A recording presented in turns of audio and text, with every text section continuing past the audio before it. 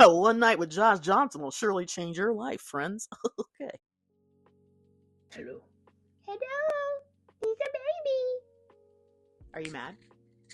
Do you want me to let you go?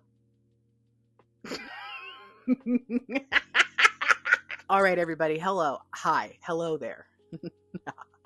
I'm here to tell you a story about how Josh Johnson saved my life. I'm also going to tell you a story about somebody who I'm really, really glad that they got to see Josh Johnson. And I think that if things had been a little bit different, they might have had a really bad night. And I hope that Side Splitters maybe sees this and realizes, like, I know it's not up to you to change the world, but comedy is medicine. You should be doing more to make certain that as many people as possible get to see all the great comedians you bring in. So here's the story. I was at the Josh Johnson concert, because that's what I call it. It's a concert. I had to invite somebody else at the last minute because someone else didn't come through. I'm with this person that my neighbor homie, that's not really my friend, but whatever, was like, you should go on a date with him. Okay, I can't go, but you could go with him. So I am on this date with this person. I have a weird moment where there's these ladies behind me and they won't stop talking even during the comedy show. And it was just a very interesting night to be on a date with someone to kind of see how they respond to things. But there was actually a point where these women who were behind me got called out by another lady. They were like, we're gonna keep talking, like, since you said something. Well, they weren't doing this, but I was doing this. I was about to be.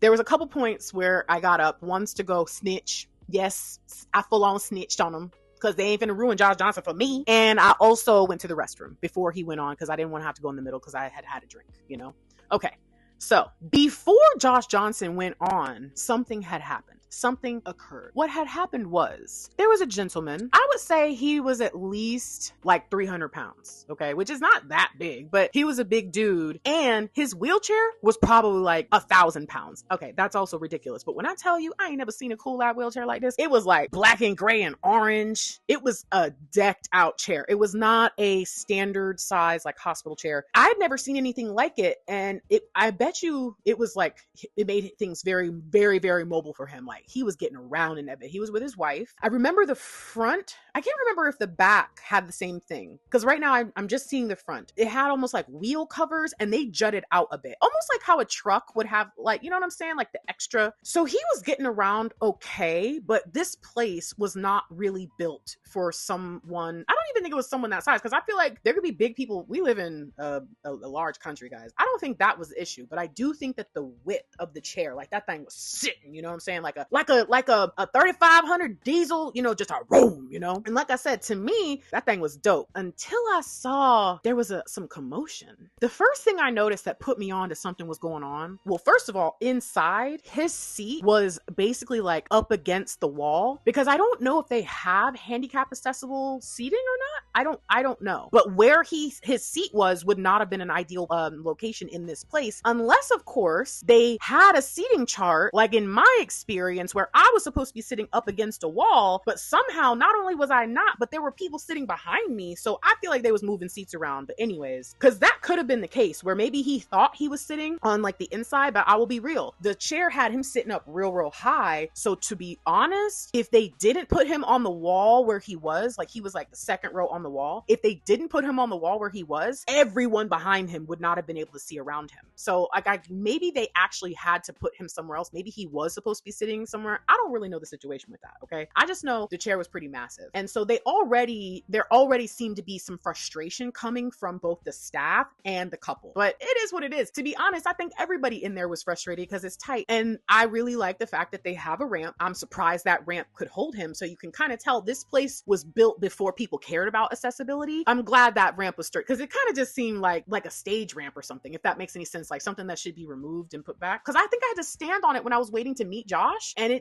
I feel like you could feel every walk and step on it, So okay, so they have like a wooden ramp that they've installed to get into the comedy show, and then he's got to get all the way to the front, and I'm pretty sure they had to move a bunch of people to help him get situated. Now at some point, I believe after that, he has to use the restroom. I had to use the restroom. Sounds like a normal situation. So I'm down at the bottom of the ramp, and I think there was a trash can. There was a trash can somewhere on the way to the bathrooms. Now, the bathrooms looked as if they had added on an exterior like wall panel for privacy. And then that panel, the doorway was a very slim doorway. I don't think that a normal door would fit in it, but it wasn't that small. All right. But it was definitely not, it didn't feel standard. But the doors into the bathrooms, especially the men's bathroom, it felt like linen closet sized doors. Like, there's no way this dude's gonna fit in here, bro. I think the staff was pissed. I'm not projecting that onto them. I'm saying that the man's face when he was dealing with the woman did not seem interested in being kind to her. She felt that he had moved the trash. She had to move the trash out of the way to make things accessible. And then he moved the trash back knowing that they were still trying to figure things out. And she's like, why would you do that? Like, you can clearly see we're struggling right now, bro. Like, what are we gonna do? I'm 90% sure that they were able to get him into the exterior like privacy doorway. But I believe when they hit that bathroom, it didn't matter how he tried to turn or anything. There was no way he was getting in there. So I don't know what happened with that. I'm hoping I think there might be a bar. If I'm not mistaken, there may be a bar in that plaza. Like, if he left and went, but I don't know. And it's nighttime for a comedy show. So after that, there was a lot of like sticky situations for this dude. And I just want to be real with you, side splitters. Like, I understand you probably have to move your stuff around. Like, I don't blame you. I understand that none of you that were probably there that night are the owners. I understand you're just doing the best you can with what you have. But I really hope that you brought that night to the attention of your owners, because I'm gonna be real with you. If I was in a chair, like, I'm a large person, I probably would want a nice chair. And I feel like your place is made at best for a hospital wheelchair, which isn't even like a good, like, if someone's in a chair that's like their chair, like, you know what I'm saying, like how they get around, it's not probably going to be that. So I really, really hope side splitters will make a change there. Now, the other part of this story is how I dodged a bullet and how Josh Johnson saved me from a horrible relationship. The guy was nice. He was nice enough, you guys. He didn't do anything that night that would make me think anything except the one thing he said that blew me. It blew me. Okay? It blew me. So we in the car, I'm about like maybe 2 exits from where he at. And I am gushing, bruh. Like, I'm so happy. Josh is just, cause I remember I met him. Like, after the show, that was an amazing show. He gives us so much time, and it's just a full experience. And then I'm waiting for him in line, and I get to meet him, and he's so kind and he's so gracious that I can barely speak. I'm so ashamed of how I responded that day, because I think he might have thought I was drunk as hell or something. Like, no, bro, I literally lost my words the moment I shook your hand, and you were just so kind, and your energy was so kind, and everything was so nice. And so I'm blown away by how good of a show it was, and also how nice he was. So I am talking to the dude, and I was like, oh, what a lucky night. Josh stared at me for the bit that he was doing. LOL, haha. And I'm just having a joke. And he was like, yeah, I noticed that. Okay, that's actually strike one. That's not the thing he said that made me dodge the bullet. But that right there, honestly, if he had said nothing else, what do you mean I noticed that? Like, why are you saying it like that? What does that even mean, bro? What are you talking about? That's weird. That's real weird. Okay, anyways. And so then we get to his exit. And I'm still talking about Josh because I'm confused. And I'm thinking that maybe like he doesn't understand how much of a fan I am. I towered over Josh. Like, I'm not interested in this man. I don't know what's going on here. He's clearly jealous or something. Because then, now mind you, I will say this. He has said enough things that night, and even the fact that he wanted to speak to the Talkie McTalkersons and stuff, that clearly he's not, to me, I wouldn't have looked at him and be like, man, he is the nicest guy I've ever met. In fact, I think that I thought maybe that even he would be like, you think I'm nice? You know? Not even on some like, how dare you? Of course I'm nice. But on some like, me? For real? I don't know if nice would be the word I would use to describe myself. Bro, this month was like, yeah, I know that, I think that's how people really see me. The delusion. The delusion was what got me. It's the delusion for me, brother. What are you talking about? He negged me. He did a bunch of stuff that to me was very normal dude stuff. Just kind of like, I don't know. It's just dude stuff. I can't explain it. Most dudes I've ever met acted how he acted. He acted like an average dude. Nothing nice, nothing special. He didn't offer to do anything. He didn't offer to do anything now that I think about it. Like nothing about what he was ever even gonna be close to Josh Johnson unless the guy went back in time and was raised to be a different person. And I don't mean that against like he was raised bad, but like I feel like the behavior in Josh was instilled in him. Like, I'm not even that nice. I'm a sweetie pie, but I'm not nice. I can't explain it. I'm nowhere near as nice as Josh Johnson is what I'm trying to say right now. So when I don't know. But when he said that and the night played back and I kind of looked at him and I was like, really? And he was like, yeah. When I told the homie about it, the homie laughed in my face and said, bro was on one that night. That's what your friends say about you. Bro was on one that night. All I'm saying is, Josh Johnson, thank you. You are such a nice person that you just being nice made someone jealous, triggered them, and revealed their lack of awareness and their delusion. So Josh, thank you.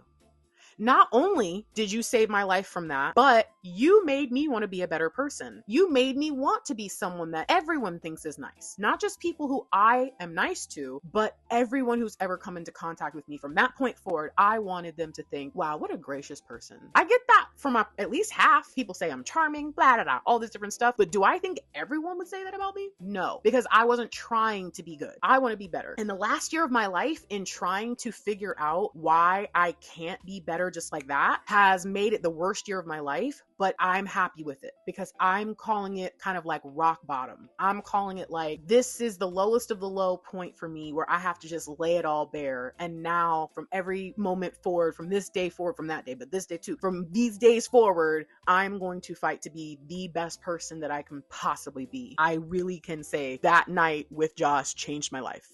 One night with Josh Johnson will surely change your life, friends. Okay. That's my story. I think that's all the parts and all the things that I want to tell you about. So if you've ever wondered what it's like to go see Josh Johnson, if you've ever wondered what Josh Johnson's fans are like, if you've ever wondered what it's like to go to a small comedy show as a person who is differently abled, that's what this little story time has been all about. So welcome and thank you, and I hope that you enjoy my channel. I'm new around here, but I'm not new around here, so forgive me if this whole thing I'm doing right now is a little weird. Just a quick heads up, I'm doing like a challenge where I try to put out 30 videos. I won't say as fast as possible, but I'm also not going to say in 30 days. I'm just trying to get 30 videos done, and I can't wear makeup. I can't do my hair. I can't do anything. I did sneak these on. That's it. And so thank you for allowing me to use my cheap little mic instead of my really nice mic and the low edit or no edit that I'm going to do on these videos. Thanks for being around. But if you're curious to see what kind of quality can this person produce, go back and watch one of my first like 4, 5, or 6 videos. Just pick one to watch and you'll see that, pick one that has a lot of views. Pick one that has a lot of views, but you'll see that I actually have excellent audio quality. I have great editing skills. And the only thing that's really been holding me back from being a YouTuber and potentially a successful creator on YouTube is fear. Yes, fear. Being a punk, a pussy. You know what I mean? So if you would like to see what I can do, click subscribe. Okay. Click subscribe. Click subscribe. I can't say it because I'm not used to it yet. I'm not used to saying click subscribe. I've had a YouTube channel for 7 years. I have over 50,000 subscribers on it, and I don't like to ask people to subscribe or like it. So that's why it's not doing as well as it could be doing. And I'm not going to do that here. Okay. I have to get used to actually doing things the right way on this channel, even though I've been on YouTube for 7 years elsewhere. Yeah. It's going to be really interesting. Okay, friends. Because if you're around here, you're my friend. I'll see you next time, okay, friend? We go. I'm gonna say bye to friends. Boy, you gonna put your nose in it? Boy, get up, boy! Well, what do you think? Do you want to do it? You're gonna have to be on camera. You sure? You don't want to? Okay. No treats then. Bye-bye. Did I already say bye and stuff? Because I don't know. Bye, friends.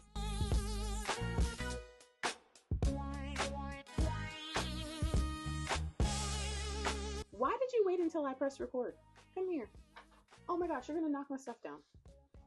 Well, no, get up. Get up. The people want to see you. Yes. Do juice. What juice?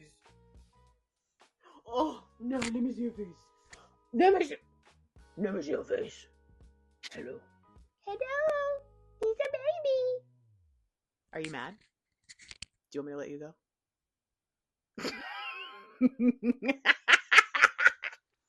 Okay.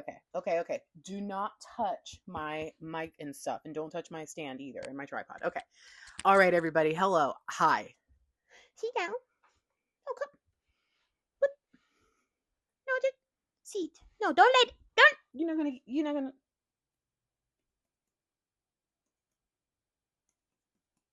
No, I pet you. Come here. I pet you up here. Come on. Boy, you gonna put your nose in it? Boy, get up, boy. Get up. Yeah, I pet you. Okay. Come, I pet you. Come over here. Yeah, I pet. Up. Yeah. Oh. This a Rico. He don't like to be on camera because he too handsome for you. He think that maybe you're gonna try to steal him. He don't want to go with you. He want to be with me. He love his mama.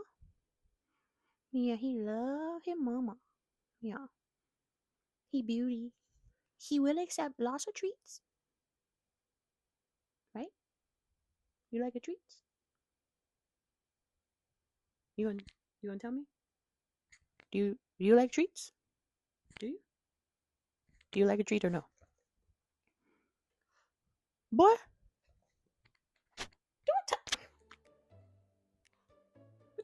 do you want a treat? Do you want a treat?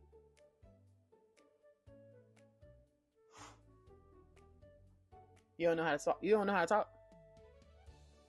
You don't know how to speak. Boy, then what you won't speak for? Come right here. Come right here. Come here. Sit down. Live up. Speak. I don't care if the camera's on and I don't care if the mic is on. This is your opportunity to get treats from the people. You don't understand. Do you want treats or not? If I give you a treat, then that's one treat. But if they give you treats, that's thousands and billions of treats.